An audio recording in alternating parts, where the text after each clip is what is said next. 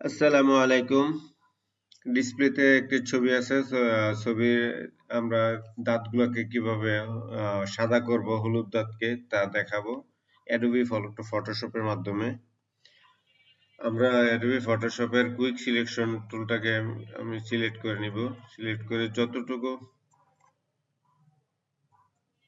ছবিটাকে সিলেক্ট করে নিতে হবে। কুইক সিলেকশন টুলটাকে সিলেক্ট করে আমি যতটুকু অংশ সাদা করব এই অংশটাকে সিলেক্ট করব।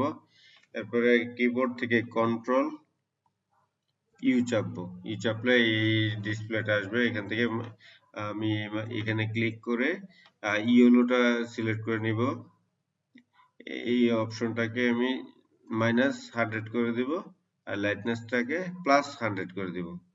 ওকে, দেখেন আমি এক ক্লিকের মাধ্যমে হলুদ দাঁতকে সাদা করে ফেলেছি।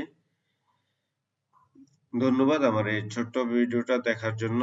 এই টিউটোরিয়ালটা যদি ভালো লেগে থাকে আমাকে লাইক, শেয়ার, কমেন্ট দিয়ে সহযোগিতা করবেন।